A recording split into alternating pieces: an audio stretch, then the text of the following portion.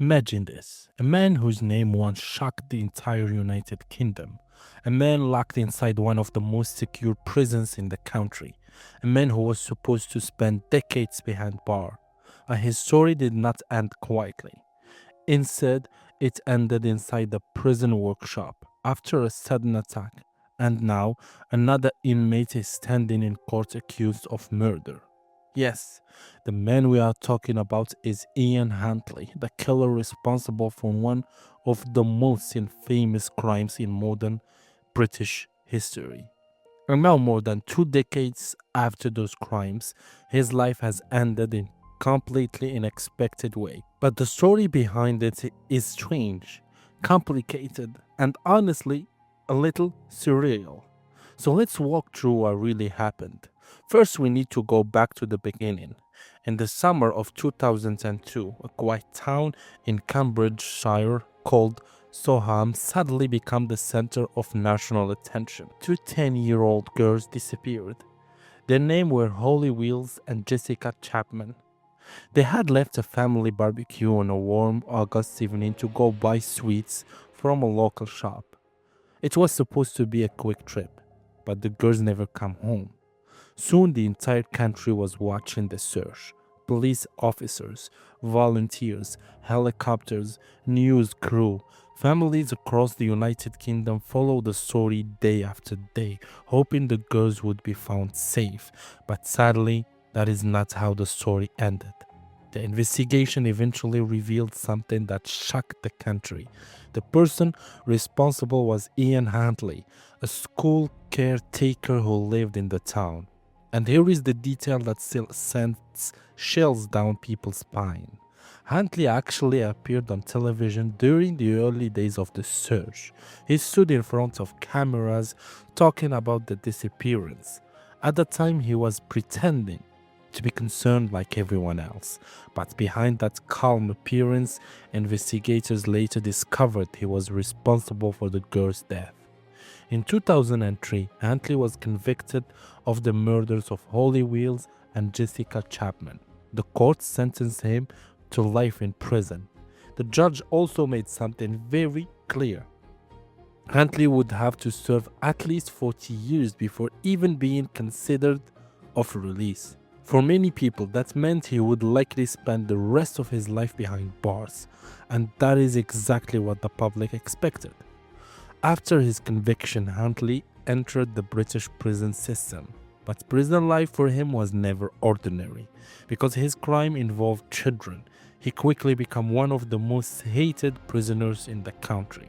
Over the years, prison officials had to move him several times for safety reasons. Threats against him were common. Other inmates knew exactly who he was.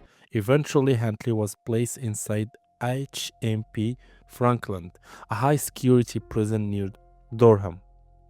Frankland is one of the most secure prisons in the United Kingdom. It holds some of the country's most dangerous offenders. People convicted of serious crimes, including terrorism and violent offenses. The prison is designed to keep strict control over everything that happens inside, which is why what happened next shocked many people.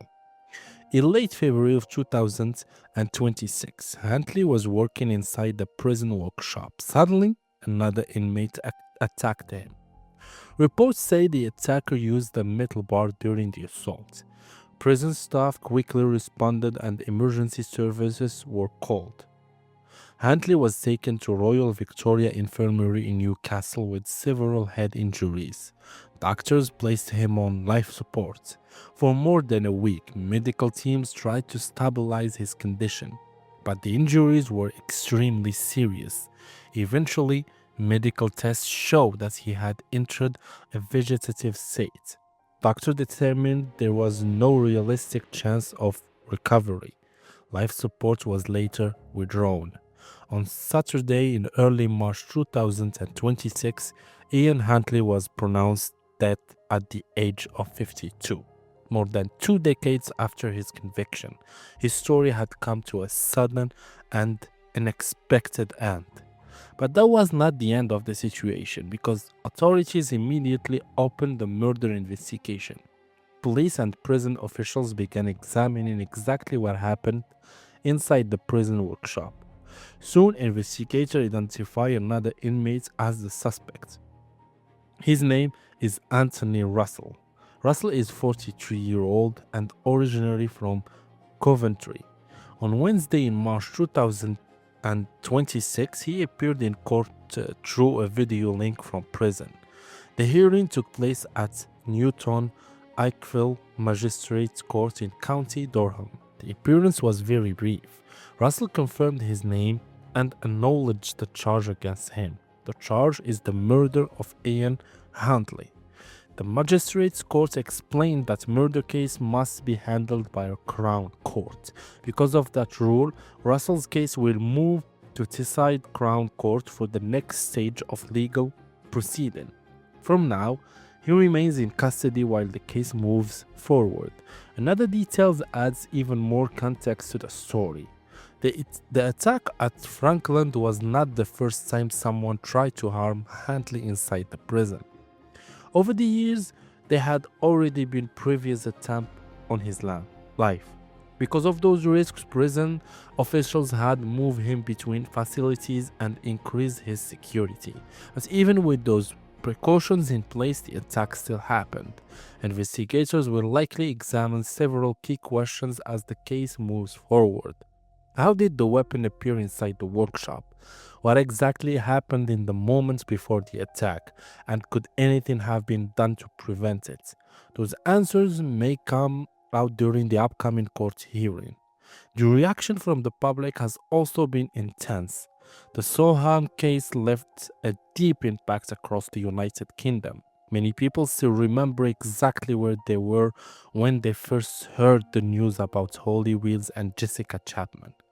Their disappearance and the investigation that followed became one of the most widely followed criminal cases in modern British history. After Huntley's conviction, the government launched a major review of the system used to check people working with children. The inquiry discovered serious problems in the way information about potential risks was shared between police forces.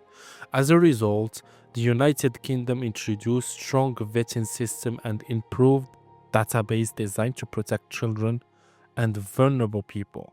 So the tragedy in Soham ultimately led to a major changes in national safeguarding system. Now, more than 2 decades later, the story has taken an unexpected final turn. The man responsible for one of the most notorious crimes in the country did not simply grow old behind prison walls. Instead, his life ended after an attack by another inmate inside the high-security prison. And now the courts must determine exactly what happened. Anthony Russell's case will move forward in the coming month as the legal process continues.